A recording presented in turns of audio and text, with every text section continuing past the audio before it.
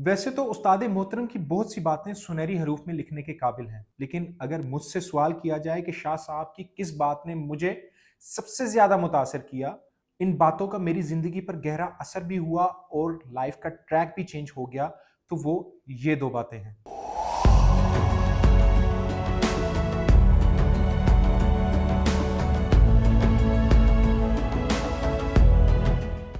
अस्सलाम वालेकुम व्यूअर्स, मैं मोहम्मद उमैर आपको आपके अपने चैनल शऊर ज़ात पर खुशामदीद कहता हूँ। व्यूअर्स, शाह साहब से ताल्लुक कायम होने के बाद जिंदगी में बहुत सारी नई सोचों ने जन्म लिया। पुराने और खोखले अकायद ने दम तोड़ा और अस्सिर नो अर्तकाए सोच का नया दौर शुरू हुआ। इसी सिलसिले की एक कड़ी मैं आपके साथ भी शेयर करना चाहूंगा।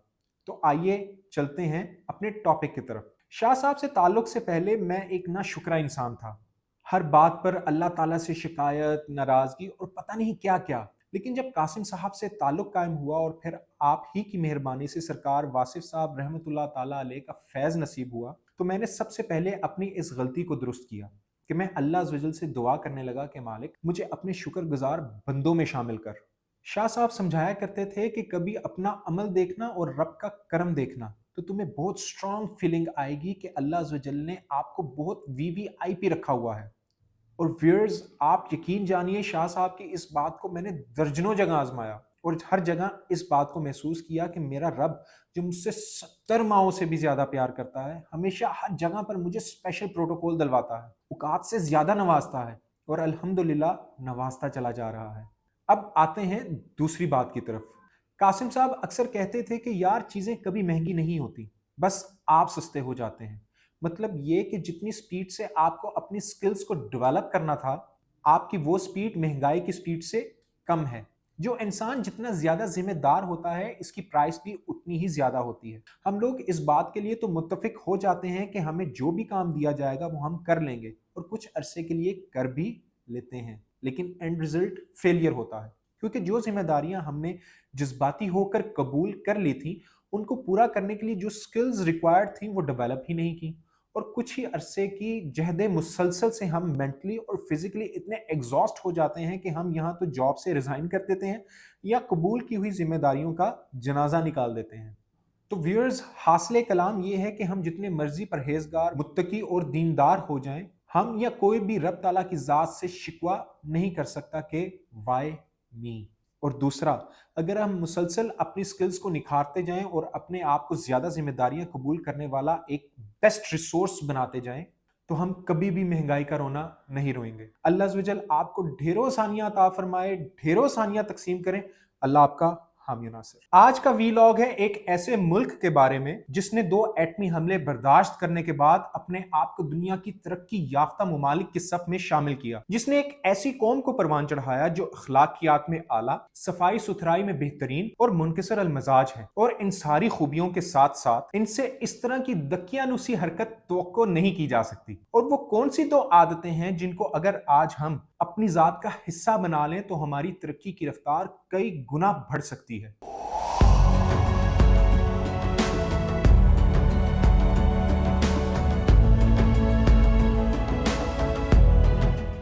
अस्सलाम वालेकुम व्यूअर्स, मैं मोहम्मद उमैर आपको आपके अपने चैनल शऊर ज़ात पर खुशामदीद कहता हूँ। व्यूअर्स, बहैसियत मुसलमान आज आलम इस्लाम में मुसलमानों के साथ जो भी सलूक रवा रखा जा रहा है, इसकी वजह इन तमाम तालीमात से इनहराफ है जो नबी मोहतरम हजरत मोहम्मद सल्लल्लाहु अलैहि वसल्लम ने हमें दी।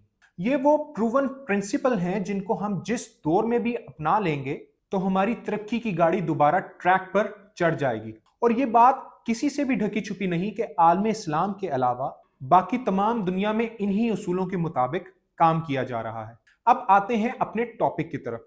तो जनाब, जापान एक ऐसा मुल्क है जो तरक्की याफ्ता मुल्कों में 6ठे नंबर पर, जदीद तरीन टेक्नोलॉजी और इसकी इन्वेंशन में पहले नंबर पर, और अगर इसके जीडीपी को देखा जाए तो ये 4थे नंबर पर आता है। और इन सारी अचीवमेंट्स के बावजूद जापान में आज भी शाम 5 बजे सिटी काउंसिल्स ऐलान करवाती हैं कि अच्छे बच्चे अपने घरों को लौट जाएं, वालिदैन से मिलें, डिनर करें और वक्त पर सो जाएं। और इससे भी ज्यादा हैरत अंगेज बात यह है कि 90% बच्चे इस ऐलान पर अमल करते हैं। आपको वीकडेज में मार्केट्स में शाम 5 बजे के बाद बच्चे नजर नहीं आएंगे। सिर्फ वीकेंड्स पर इस मामूल में थोड़ी सी रिलैक्सेशन दी जाती है। जिसमें बच्चे अपने पेरेंट्स के साथ रेस्टोरेंट्स में खाना खाते या मार्केट्स में शॉपिंग करते नजर आते हैं। अगर आप 2024 में इस तरह की सोच पर किसी मुल्क को अमल करते हुए देखें जिसका शुमार दुनिया के तरक्की याफ्ता मुल्कों में होता है, तो यकीनन आपको दकियानुसी लगेगा, लेकिन ऐसा नहीं है। इस तरह के और भी बहुत से असूल, अदाब और आदतें जिनको जापानी अपनी जिंदगी का हिस्सा समझते हैं और इनको कई दहाइयों से प्रैक्टिस कर रहे हैं, और यही इनकी तरक्की और कामयाबी का राज है, और शायद हमारी तनज़्ज़ुली का। मैं इस बात से मुत्तफिक हूं कि हम इस्लाम की अनबीटेबल वैल्यूज को फौरन इंप्लीमेंट नहीं करवा सकते, लेकिन अगर हम अपनी जिंदगी में सिर्फ झूठ और बेईमानी को निकाल दें तो आप यकीन जाने हमारे माशरे की इस्लाह के लिए ये बहुत मजबूत स्तून साबित हो सकते हैं। हमें इन दो आदतों को अपनाने के लिए बेबी स्टेप्स लेने होंगे और आहिस्ता आहिस्ता इनको अपनी जात का हिस्सा बनाना होगा। और ऑन अ लाइटर नोट, अगर हम दिन में 5 झूठ बोलते हैं तो इनकी तादाद कम करके 2 कर दें। इस तरह आप पूरे हफ्ते में 21 और पूरे महीने में तकरीबन 90 झूठ बोलने से बच सकते हैं। इस तरह से हमारी कौम की किरदार साजी का एक बेहतरीन अमल शुरू हो जाएगा। हमें बटरफ्लाई इफेक्ट को फॉलो करना होगा और अल्लाह अज़्ज़ व जल हमारी मुखलिस कोशिशों में बरकत डालकर मुसलमानों का खोया हुआ वकार उनको वापस लौटा देगा। अपना बहुत ख्याल रखिएगा। ढेरों सानियों की दुआओं के साथ अल्लाह आपका हामी और नासिर। आज मैं आपके साथ जो फलसफा शेयर करने वाला हूं, इसको मुकम्मल सुनने के बाद आप पाकिस्तान के मौजूदा हालात का जब बगौर जायजा लेंगे तो आपको एहसास होगा कि पाकिस्तान में इस तरह के हजारों लोग दिन में सैकड़ों रॉन्ग नंबर डायल करते हैं, मुल्क का बेड़ा गर्क करते हैं और फिर फोन बंद कर देते हैं। तो आइए चलते हैं वाकये की तरफ।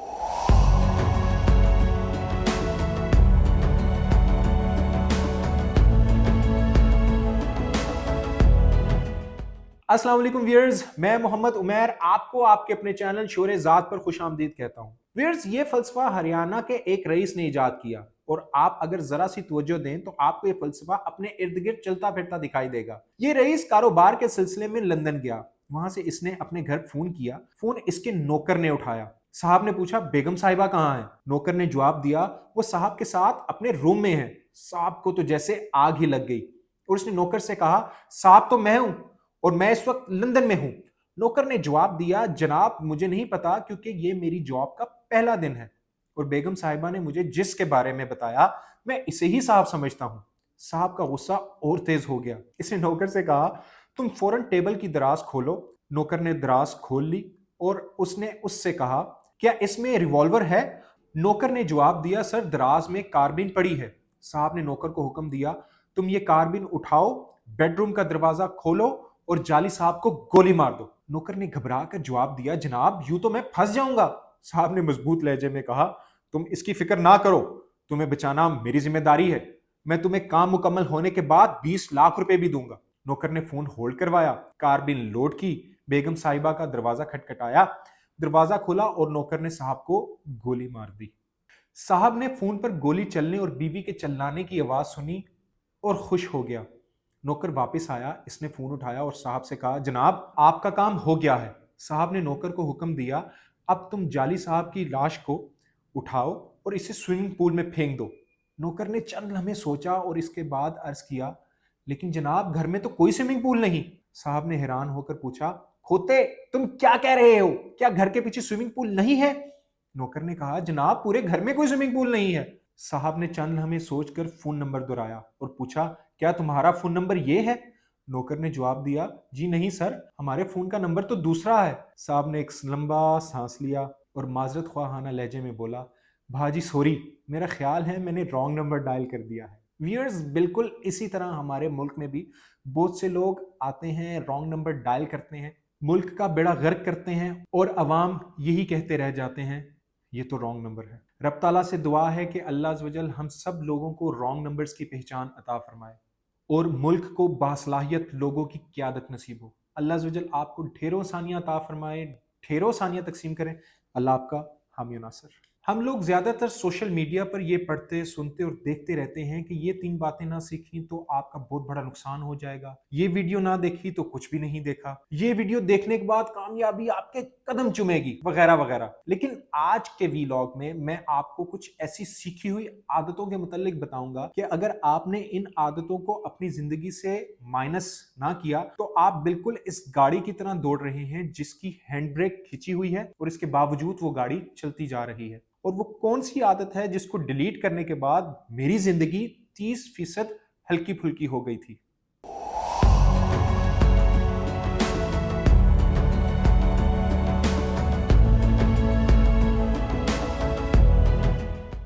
अस्सलाम वालेकुम व्यूअर्स, मैं मोहम्मद उमैर आपको आपके अपने चैनल शऊर ज़ात पर खुशामदीद कहता हूं। व्यूअर्स, अल्लाह अज़्ज़ व जल ने इंसान की फितरत में मोहब्बत का जज्बा डालकर पैदा किया है और फिर वक्त गुजरने के साथ साथ हम बहुत सारी बातें सीखते चले जाते हैं। और अगर हमारे इर्द गिर्द मनफी, झगड़ालू, अनापसंद, तखरीबकार, मुनाफिक, हासिद, लालची, बुग़्ज़ और कीना रखने वालों का टोला हो तो हम इन सारी आदतों को भी अपनी ज़िंदगी का हिस्सा बनाते जाते हैं और अपनी ज़िंदगी को अजियत और तकलीफ में बदलने की भरपूर कोशिश शुरू कर देते हैं। कासिम साहब समझाया करते थे कि अपनी ज़िंदगी में से वो लोग निकाल दो जो आपकी बैटरी का करंट चूस लेते हैं। हकीकत में ये वो लोग होते हैं जिनसे हम खतरनाक आदतें कैरी कर लेते हैं। और अगर आपने किसी से लालच करना सीख लिया है तो आप कभी भी रब ताला की अता करदा नेमतों को ना इंजॉय कर सकते हैं और ना ही किसी को इंजॉय करता देख सकते हैं। अगर आपने मनफियात में पीएचडी कर ली है तो आप यकीन जाने सबसे ज्यादा नुकसान आप खुद इसका उठाएंगे। वो कैसे? हुजूरे वाला वो इस तरह कि पूरी कायनात की तमाम मनफी बातें इकट्ठी होकर आपके आशियाना में बसेरा करेंगी और आप इन तमाम मनफी बातों को तहफ़्फ़ुज़ भी देंगे और इनको प्रमोट भी करेंगे। अगर आप एक तखरीबकार इंसान हैं तो आपके साथ एक तखरीबकार ही जुड़ सकता है और आप दोनों हर वक्त एक दूसरे की जड़ें काटते काटते इस दुनिया से रुखसत हो जाएंगे। और अगर आप अना के घोड़े पर सवार हैं तो जनाब, मैंने अपनी पूरी जिंदगी में जितना बेड़ा गर्क अना पसंद लोगों का होते हुए देखा है, किसी का नहीं देखा। अगर मैं ये कहूं कि अना एक ऐसी चुड़ैल है जो अपने ही बच्चों को खा जाती है तो इस बात से अना पसंद के अलावा सब ही इत्तफाक करेंगे। लोगों ने अना के चक्कर में अपने बच्चों, अपने खानदान तक को कत्ल करवा लिया और इनके मुताबिक ये अना नहीं बल्कि इज्जत का सवाल है। ऐसी इज्जतों की क्या राखी करनी जो अपनों को ही सूली पर चढ़ा दे। व्यूअर्स, ये आदतें एक अच्छे खासे भले बंदे का बेड़ा गर्क करने के लिए काफी हैं। और अगर आपने ये सारी या कुछ आदतें सीख ली हैं तो इनको एक सेहतमंद जिंदगी गुजारने के लिए अपनी जात में से फौरन डिलीट करें। आप यकीन जाने, मैंने अपनी जिंदगी में से सिर्फ हसद डिलीट की थी और मेरी जिंदगी 30% तक हल्की फुल्की हो गई थी। मैं बाकी बुरी आदतों को भी डिलीट करने की कोशिश में हूं। मैं आपके लिए और आप मेरे लिए इन बुरी आदतों से छुटकारे के लिए जरूर दुआ कीजिएगा। अपना बहुत ख्याल रखिएगा। अल्लाह आपका हम नासिर। व्यूअर्स, मैंने कुछ दिन पहले एक बहुत खूबसूरत ख्वाब देखा और मेरे ख्वाब के हीरो मियां शहबाज शरीफ साहब थे। उन्होंने इस ख्वाब में ऐसे ऐसे इकदामात लिए कि मैं आपसे शेयर किए बगैर नहीं रह सकता। तो आइए चलते हैं ख्वाब की तरफ।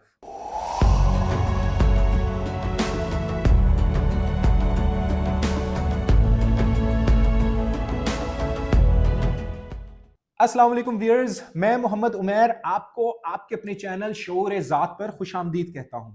व्यूअर्स, ख्वाब कुछ यूं था कि शहबाज शरीफ साहब प्राइम मिनिस्टर ऑफ पाकिस्तान के ओहदे पर बिराजमान हैं और वो बहुत परेशानियों की हालत में एक दानिश्वर के पास बैठे इसके घुटनों को हाथ लगाकर अर्ज करते हैं, मुझे ये सल्तनत मुश्किल हालात में मिली है। मुल्क गुर्बत, जहालत, नाइंसाफी और चोर बाजारी के कीचड़ में धंस चुका है। फौज मजबूत और अवाम कमजोर हैं।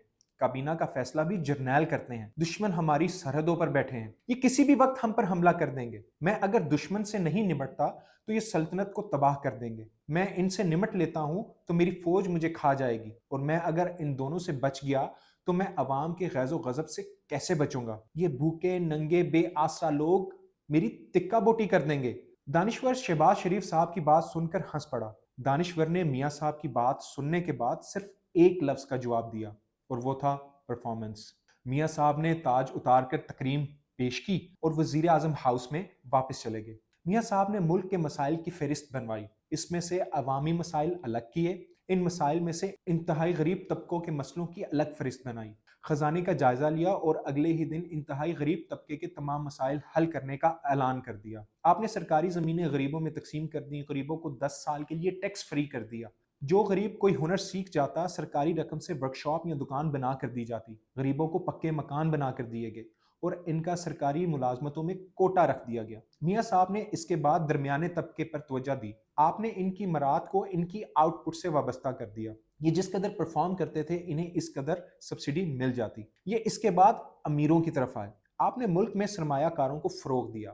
جو سرمایہ کار 100 لوگوں کو ملازمت دیتا اسے ٹیکس میں سہولت مل جاتی۔ جو جاگیردار پچھلے سال سے زیادہ فصل دیتا اس کی سہولتوں میں اضافہ کر دیا جاتا، اور جو دکاندار اپنی نئی برانچ کھولتا اس کا ٹیکس بھی کم ہو جاتا۔ اور میاں صاحب اس کے بعد سرکاری ملازمتوں اور وزراء کی طرف آئے۔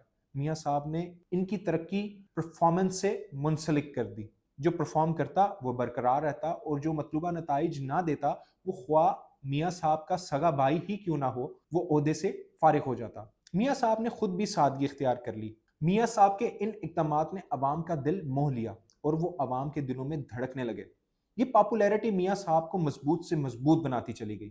میاں صاحب عوام کو بڑے پیمانے پر سبسڈی دے رہے تھے۔ آپ نے عوام کے لیے خزانوں کے دروازے کھول دیے تھے۔ اب سوال یہ پیدا ہوتا ہے کہ حکومت ریونیو کہاں سے اکٹھا کرتی تھی؟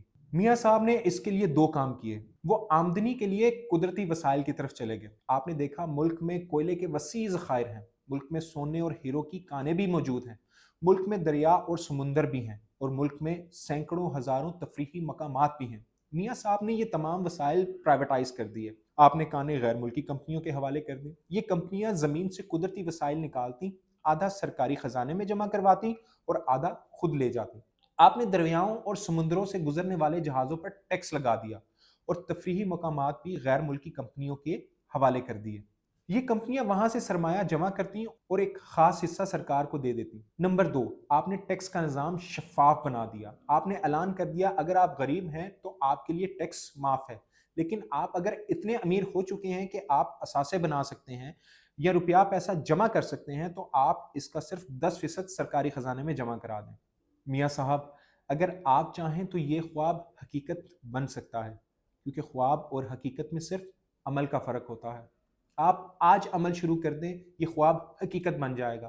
میرے خواب کو حقیقت کا جامہ پہنا کر خود کو اس دنیا میں اور آخرت میں سرخرو کریں۔ اللہ آپ کا حامی و ناصر۔ حاضرین ناظرین قدردان مہربان، حاضر ہو جائیں وہ خواتین اور جوان جن کو کرتا ہے غصہ بڑا پریشان۔ آج کے ویلاگ میں ملے گا ان کو بہترین سامان۔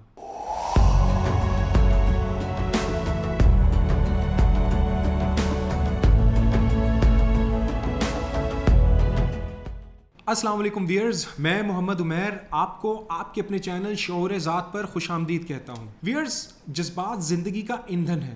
اگر آپ کا شمار ان لوگوں میں ہوتا ہے جنہیں بہت غصہ آتا ہے یا ان لوگوں میں ہوتا ہے جو بہت حساس اور جذباتی ہیں تو آپ کو خوشخبری ہو کہ خدا نے آپ کو کامیاب ہونے کے لیے بے پناہ ایندھن دے کر بھیجا ہے۔ البتہ ضرورت اس بات کی ہے کہ اپنے غصے اور جذبات کو درست طور پر سمجھتے ہوئے ان کی مثبت انداز میں آبیاری کی جائے اور چینلائز کیا جائے، یعنی صحیح سمت پر گامزن کیا جائے۔ غصہ حرام ہونے اور غصہ آنے کی صورت میں اسے پی جانے یا دبا دینے کی تعلیم ہمیں بچپن سے لے کر 55 تک اس تسلسل سے دی جاتی رہی ہے۔ یہ جاننا ضروری ہے کہ غصے کو پی لینا ہمارے ہاں کہاں سے وارد ہوا ہے۔ اس کی وجہ سورۃ ال عمران کی آیت نمبر 134 کا فہم ہے، جس میں اللہ رب العزت نیک بندوں کی خصوصیات بتاتے ہوئے فرماتے ہیں وَالْقَاظِمِينَ الْغَيْظَ، یعنی اور جو غصے کو پی جاتے ہیں۔ اور غصہ پی جانے سے ہمارے ہاں مراد یہ لیا جاتا ہے کہ غصے کو دبا دیا جائے۔ ایک تحقیق کے مطابق عربی لفظ کاظمین کے ماخذ کی طرف جائیں تو معلوم ہوتا ہے کہ عرب لوگ کسی بھرے ہوئے کنویں کو ایک مخصوص عمل کے ذریعے خالی کنویں کے ساتھ جوڑتے تھے، جس سے خالی کنواں بھی بھر جاتا تھا۔ یعنی بھرے ہوئے کنویں کو خالی کنویں سے جوڑنے کا عمل کاظمت کہلاتا ہے، جس کے باعث پانی ایک سے دوسری جگہ منتقل ہو جاتا ہے۔ لیکن اردو میں کاظمت کا کوئی مناسب متبادل نہیں، اور قاعدہ یہ ہے کہ کسی زبان میں اگر مروجہ لفظ موجود نہ ہو تو قریب ترین لفظ استعمال کیا جاتا ہے۔ چنانچہ کاظمین کے معنی کے طور پر اردو میں جو قریب ترین لفظ ملا وہ پی جانا لیا گیا۔ لہٰذا اسی معنی کے تناظر میں ہمیں یہ سکھایا گیا کہ جب بھی غصہ آئے تو اسے پی جانا چاہیے۔ काज़मत के मफ़हूम की गहराई में उतरें तो इसका मफ़हूम गुस्से को ज़ब्त यानी मैनेज करना, रोक लेना या एक से दूसरी जगह मुंतकिल करना लिया जाना चाहिए। और यही मफ़हूम इमोशनल मैनेजमेंट के मुहक्किकीन अपनी तहकीक में बयान करते हैं। यानी गुस्से को पीना दुरुस्त नहीं, बल्कि असल कामयाबी ये है कि इसे किसी मुस्बत या तामीरी मकसद की तरफ मोड़ दिया जाए। आपने देखा होगा रोज़मर्रा ज़िंदगी में बहुत से ऐसे लोगों से हमारा वास्ता पड़ता है जो चेहरे से बहुत गुस्सीले लगते हैं, नाक मुंह पर मुसलसल 12 बजाए रखते हैं। ये ज़्यादातर वो लोग होते हैं जिन्होंने गुस्से को दबाया हुआ होता है, और गुस्सा चूँकि फितरी तौर पर कहीं ना कहीं इजहार चाहता है, चुनाचे जब इसे इजहार या रिलीज़ करने के मौके मैसर ना हो तो गुस्से के असरात इनके चेहरे पर नुमाया हो जाते हैं, जिसके सबब इनकी शख्सियत के गिर्द एक गैर मरई सी कांटों की दीवार कायम हो जाती है, जिसे देखकर लोग रास्ता बदल लेते हैं। बात बात पर नुक्ताचीनी करना, तनकीद करना और मौका बे मौका झिड़कियाँ देना इनकी आदत बन जाती है। तबीयत मजाज में ये तमाम तर खामियाँ अक्सर गुस्से को गैर फितरी तौर पर और ज़बरदस्ती दबा देने या पी लेने की कोशिश के सबब पैदा होती हैं। गुस्सा दर हकीकत एक एनर्जी है, एक अंधी कुव्वत है, जिसे अगर कंट्रोल करके किसी मुस्बत और तामीरी मकसद के लिए इस्तेमाल कर लिया जाए तो यही जज्बा जो आपको मुसीबत मालूम होता है आपके लिए ज़िंदगी में कामयाबी का उन्वान बन जाएगा। यानी कमाल ये नहीं कि आपने गुस्से को पी लिया, कमाल ये है कि आप गुस्से को चैनलाइज करना सीख लें। इस हवाले से हज़रत वासिफ़ अली वासिफ़ रहमतुल्लाह ताला अलैह का ये कौल मानूवियत से भरपूर है। कम ज़र्फ़ का गुस्सा इसे खा जाता है और आला ज़र्फ़ का गुस्सा इसे बना जाता है, और ये आला ज़र्फ़ी मकसदियत के शऊर से पैदा होती है। यानी जिस इंसान की ज़िंदगी में कोई बरतर और आला मकसद होगा वो अपने गुस्से को इस मकसद में कामयाबी के लिए इस्तेमाल करेगा। आपने देखा होगा कि बहुत से लोग किसी ख़ास शोबे में सिर्फ इसलिए कामयाब हुए क्योंकि उन्हें ज़िंदगी में किसी ने ये ताना दिया था कि तुम फलां काम नहीं कर सकते, और उन्होंने इसे अपनी तौहीन समझते हुए इस काम में महारत हासिल की और ताना देने वाले को गलत साबित कर दिखाया। उम्मीद करता हूँ कि नेक्स्ट टाइम आप भी अपने गुस्से जैसी बेहतरीन एनर्जी को गलत जगह पर वेस्ट नहीं करेंगे और इसको बेहतरीन तरीके से चैनलाइज करके अपने मुश्किल अहदाफ को हासिल करने में इस्तेमाल करेंगे। ढेरों सानियों की दुआओं के साथ अपना बहुत ख्याल रखिएगा। अल्लाह आपका हामी नासिर। आज का वीलॉग कुछ एहसास शर्मिंदगी पर मबनी है और उम्मीद करता हूँ कि मेरा ये पैगाम आपको शर्मिंदा होने से बचा लेगा। आज मैं आपके साथ पढ़े लिखे होने की जो 2 निशानियाँ शेयर करने वाला हूँ, इनको पढ़ने से पहले मैं भी अपने आप को एक पढ़ा लिखा बाशऊर इंसान समझता था, लेकिन जब मैंने अपनी तालीमी काबिलियत को इस कसौटी पर परखा तो मैं अपना शुमार अनपढ़ लोगों में करने पर मजबूर हो गया।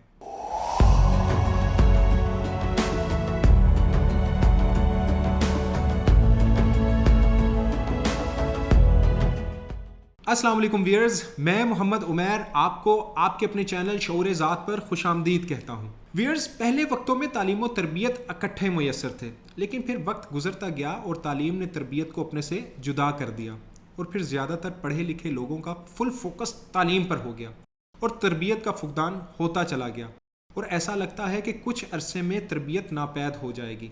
आज मैं आपके साथ तालीम याफ्ता, बल्कि अगर इसको तरबियत याफ्ता कहें तो ज़्यादा मुनासिब होगा, होने की 2 निशानियाँ शेयर करने वाला हूँ। फिर आप और मैं अपना तज्जिया करेंगे कि आया हम तरबियत याफ्ता हैं या सिर्फ तालीम याफ्ता। मैं एक दिन बाबा इशफाक साहब की एक कोटेशन पढ़ रहा था जिसमें वो इस बात का जिक्र करते हैं कि हर वो इंसान पढ़ा लिखा है जो दूसरों के लिए आसानियाँ पैदा करता है।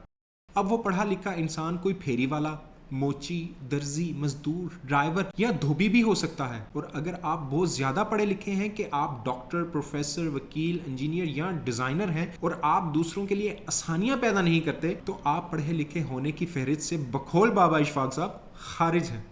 अब आते हैं दूसरी निशानी की तरफ। दुनिया का नामवर नफ्सियात दान सिगमंड फ्राइड यहूदी था। इसका वालिद जैकब फ्राइड ऊन का कारोबार करता था। ये लोग ऑस्ट्रिया में रहते थे। सिगमंड फ्राइड का वालिद सर पर यहूदियों की मखसूस टोपी रखता था। फ्राइड बचपन में अपने वालिद के साथ कहीं जा रहा था कि ये लोग फुटपाथ पर आहिस्ता आहिस्ता चल रहे थे। वहाँ से अचानक जर्मन नौजवानों का एक ग्रुप गुजरा। उन्होंने फ्राइड के वालिद को देखा तो इसके सर से टोपी नोची, सड़क पर फेंकी, नंगी गालियाँ दी, थप्पड़ मारे, ठुड्डे मारे और फ्राइड के वालिद को फुटपाथ पर गिरा कर चले गए। फ्राइड का वालिद उठा, इसने सड़क से टोपी उठाई, झाड़ी सर पर रखी और अपने बेटे का हाथ पकड़कर चल पड़ा। फ्राइड ने घर वापस पहुंचकर वालिद से पूछा, हमारे साथ बहुत बुरा सलूक हुआ मगर आप खामोश रहे, क्यों? वालिद ने इस्बात में सर हिलाया और बोला, बेटा मैं अगर चाहता तो मैं भी इनसे भिड़ जाता, میں گالیوں کا جواب گالی سے دیتا, 5 تھپڑوں کے جواب میں 1 تھپڑ مار دیتا, کسی ایک کو جگڑ کر نیچے دبا لیتا. لیکن میں اگر ایسا کرتا تو تم پوری زندگی لوگوں سے بھڑتے رہتے, اور میں یہ نہیں چاہتا. فرائڈ غور سے والد کی طرف دیکھنے لگا. والد نے کہا, بیٹا تم اس ملک میں اقلیت ہو, تم مار کھانے کے لیے تیار رہو اس وقت تک جب تک تمہارا نام مارنے والوں کے تھپڑوں اور ٹھڈوں سے بڑا نہیں ہو جاتا. فرائڈ کا والد پڑھا لکھا اور سمجھدار شخص تھا. فرائڈ بھی دانشور اور نفسیات دان تھا. چنانچہ وہ فرد کی غلطی, فرد کے ظلم کو فرد کا ظلم اور غلطی سمجھتا تھا. وہ اسے اجتماعی ظلم اور غلطی نہیں بناتا تھا. یہ فرق ایک ان پڑھ اور پڑھے لکھے شخص کا فرق ہوتا ہے. ان پڑھ پر کوئی ایک پنجابی, کوئی ایک سندھی, کوئی ایک پشتون یا کوئی ایک بلوچی ظلم کرے تو وہ دل میں پوری کمیونٹی کے خلاف نفرت پال لیتا ہے. وہ اس ظلم کا بدلہ ہر بلوچی, ہر پشتون, ہر سندھی اور ہر پنجابی سے لیتا ہے. جبکہ پڑھا لکھا شخص یہ سمجھتا ہے کہ تمام لوگ ایک جیسے نہیں ہوتے. اگر کوئی ایک شخص برا ہے تو ضروری نہیں اس شخص کے قبیلے کا ہر شخص برا ہوگا. قبیلے میں اچھے لوگ بھی ہوں گے, اور یہ بھی ضروری نہیں میں جس قبیلے یا خاندان سے تعلق رکھتا ہوں اس کے سارے لوگ بھی اچھے ہوں گے. برے اور ظالم ہو سکتے ہیں, اور یہ وین ہی سچا اور اصل ہوتا ہے. ہم اپنے ساتھ ہونے والے واقعات کی بنیاد پر دوسروں کے بارے میں رائے بناتے ہیں. ایک شخص مرتے ہوئے زخمی کو خون پہنچانے کے لیے گن پوائنٹ پر موٹر سائیکل چھین لیتا ہے. یہ زخمی کے لیے فرشتہ اور موٹر سائیکل مالک کے لیے شیطان ہوگا. زخمی پوری زندگی اسے دعائیں دے گا, جبکہ موٹر سائیکل کا مالک موٹر سائیکل واپس ملنے کے باوجود اسے ہمیشہ اپنی بد دعاؤں میں یاد رکھے گا. یہ حقیقت ہے, لیکن ایسی حقیقتوں تک پہنچنے کے لیے ہمیں پڑھے لکھے ہونے سے ایک سٹیپ آگے بڑھنا ہوگا, اور پھر ہی ہم شاید تعلیم یافتہ ہونے کی افادیت کو سمجھنے کے قابل ہوں گے. رب تعالیٰ کی ذات سے درخواست ہے کہ مالک الملک ہم سب کو صرف تعلیم یافتہ ہی نہیں بلکہ تربیت یافتہ ہونے کی بھی توفیق عطا فرما. آمین یا رب العالمین. اپنا اور اپنے پیاروں کا بہت خیال رکھیے گا. ڈھیروں ثانیوں کی دعاؤں کے ساتھ اللہ آپ کا حامی و ناصر. آج کا وی لاگ ہے قانون نمبر 99 کے متعلق. یہ بہت ہی دلچسپ, قابل غور اور فوراً اپنی زندگیوں میں امپلیمنٹ کرنے والا قانون ہے. میں بہت وثوق سے یہ بات کر سکتا ہوں کہ ہماری آبادی میں 90% سے بھی زیادہ لوگ قانون نمبر 99 میں فال کرتے ہوں گے. آئیے اب چلتے ہیں اور جانتے ہیں یہ قانون نمبر 99 آخر میں ہے کیا.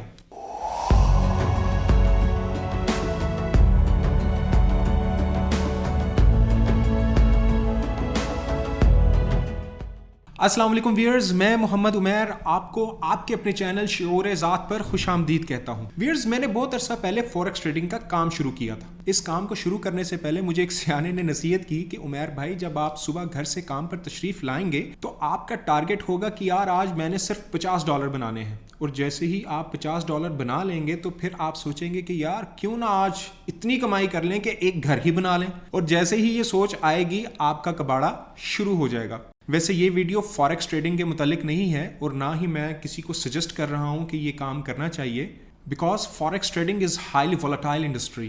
چلیں اپنے موضوع کی طرف بڑھتے ہیں اور جانتے ہیں کہ قانون نمبر 99 کیا ہے. ایک دفعہ ایک بادشاہ نے اپنے وزیر سے سوال پوچھا کہ مجھے بتاؤ میرے یہ سب غلام مجھ سے زیادہ کیسے خوش باش رہتے ہیں, جبکہ ان غلاموں کے پاس کچھ نہیں اور میرے پاس کسی چیز کی کمی نہیں. ان کے پاس کچھ بھی نہیں مگر وہ بہت خوش اور پرسکون لگتے ہیں. وزیر نے بادشاہ سلامت کا سوال سن کر جواب دیا, بادشاہ سلامت آپ میری بات مانیں اور اپنے کسی غلام پر قانون نمبر 99 کا استعمال کر کے دیکھیے. بادشاہ نے وزیر سے پوچھا, اچھا مجھے بتاؤ یہ قانون نمبر 99 کیا ہوتا ہے. وزیر نے کہا, بادشاہ سلامت ایک سراہی میں 99 درہم ڈال کر سراہی پر لکھیے, اس میں تمہارے لیے 100 درہم ہدیہ ہے. رات کو کسی خادم کے گھر کے دروازے کے سامنے رکھ کر دروازہ کھٹکھٹا کر ادھر ادھر چھپ جائیں اور تماشا دیکھ لیجیے گا. بادشاہ نے ویسے ہی کیا جیسے وزیر نے سمجھایا تھا. ایک غلام کے گھر کے باہر سراہی رکھوا دی. سراہی رکھنے والے نے دروازہ کھٹکھٹایا اور چھپ کر تماشا دیکھنا شروع کر دیا. اندر سے غلام نکلا, سراہی اٹھائی اور گھر چلا گیا. درہم گنے تو 99 نکلے, جبکہ سراہی پر لکھا 100 درہم تھا. سوچا یقیناً 1 درہم کہیں باہر گرا ہوگا. غلام اور اس کے سارے گھر والے باہر نکلے اور اس 1 درہم کی تلاش شروع کر دی. ان کی ساری رات اسی تلاش میں گزر گئی. غلام کا غصہ دیدنی تھا. کچھ رات صبر اور باقی رات بک بک اور چک چک میں گزار دی. خادم نے اپنی بیوی بچوں کو سست بھی کہا کیونکہ وہ 1 درہم تلاش کرنے میں ناکام رہے تھے. دوسرے دن یہ غلام محل میں کام کرنے کے لیے گیا. اس کا مزاج پہلے سے مختلف تھا. جھنجھلاہٹ شکل پر افسردگی عیاں تھی. بادشاہ سمجھ گیا کہ 99 کا قانون یہ ہوا کرتا ہے. लोग इन 99 नेमतों को भूल जाते हैं जो अल्लाह तबारक व तआला ने इन्हें अता फरमाई हैं और सारी ज़िंदगी इस एक नेमत के हसूल में सरगर्दां रहकर गुजार देते हैं जो इन्हें नहीं मिलती। और ये वाली रह गई नेमत भी अल्लाह की किसी हिकमत की वजह से रुकी हुई होती है, जिसे अता कर देना अल्लाह के लिए बड़ा काम नहीं हुआ करता। लोग अपनी इसी एक मफकूत नेमत के लिए सरगर्दां रहकर अपने पास मौजूद 99 नेमतों की लज्जतों से महरूम मजाजों के मुकद्दर करके जीते हैं। बादशाह सलामत को अपने सवाल का जवाब मिल चुका था कि ये लोग क्यों मुझसे ज़्यादा खुश और पुरसकून रहते हैं। आप भी अपनी 99 मिल चुकी नेमतों पर अल्लाह तबारक व तआला का एहसान मानिए और इनसे मुस्तफ़ीद होकर शुक्रगुजार बंदे बनकर रहिए। ये अल्लाह हमें अपना शुक्रगुजार बंदा बना दे और ढेरों आसानियों की दुआओं के साथ अपना बहुत ख्याल रखिएगा। अल्लाह आपका हामी नासिर। दोस्तों, खुदा का वास्ता है, इनसे छुटकारा हासिल कर लो, बच जाओ, बचा लो, नहीं तो मारे जाओगे, सिर्फ यहाँ नहीं बल्कि वहाँ भी। और अगर छुटकारा हासिल कर लिया तो तर जाओगे, सिर्फ यहाँ ही नहीं बल्कि वहाँ भी। और अब किससे छुटकारा हासिल करना है, आइए अब इसके मुतालिक जानते हैं।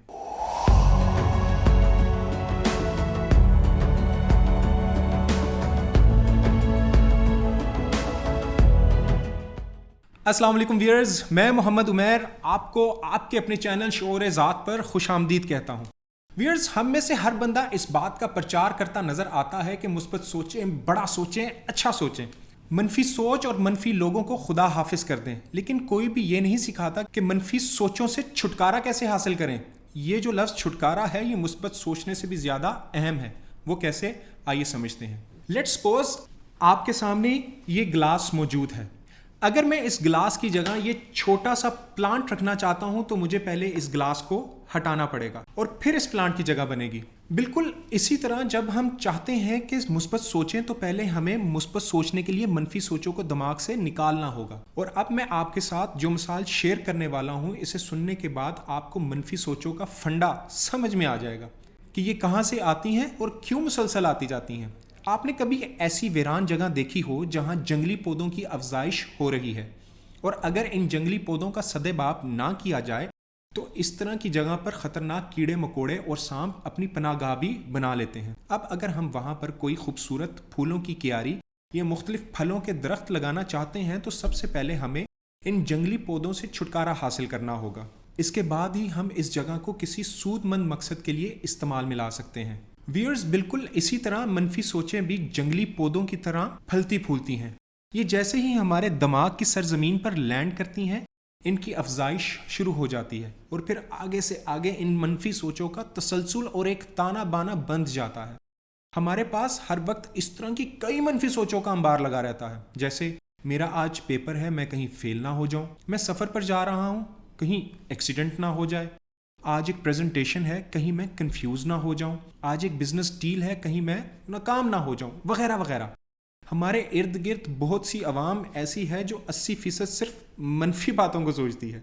अब अगर हम इन तमाम मनफी सोचों को मुस्बत अल्फाज से रिप्लेस कर दें तो मसला हल हो सकता है। जैसे आज मेरा पेपर है, मैं इंशाल्लाह कामयाब हो जाऊंगा, मैं बखैर आफियत मंजिल तक पहुंच जाऊंगा, मैं अपनी प्रेजेंटेशन पूरे एतमाद से दूंगा, आज बिजनेस डील है, इंशाल्लाह मैं इसमें अच्छी कामयाबी हासिल करूंगा। मतलब हर मनफी लफ्ज़ को मुस्बत लफ्ज़ के साथ रिप्लेस कर दें और इस मुस्बत सोच को बार बार दोहराएं। अक्सर घरों में अगर बच्चे कोई काम करने लगें तो वालिदैन बच्चों को क्या कहते हैं, गिर मत जाना। वालिदैन को कहना चाहिए संभल कर करना। हम अगर अपनी ज़िंदगी में 80% मुस्बत सोचें या मुस्बत अल्फाज का इस्तेमाल शुरू कर दें तो हालात बदल सकते हैं। व्यूअर्स, मैं उम्मीद करता हूं कि आप अपनी ज़िंदगी में मुस्बत सोचों और मुस्बत अल्फाज का इस्तेमाल आज ही से शुरू करेंगे और आप यकीन जाने एक हफ्ते में रिजल्ट्स आपको मिलना शुरू हो जाएंगे। अपना और अपने प्यारों का बहुत ख्याल रखिएगा। ढेरों आसानियों की दुआओं के साथ इजाज़त चाहूँगा। अल्लाह आपका हामी नासिर।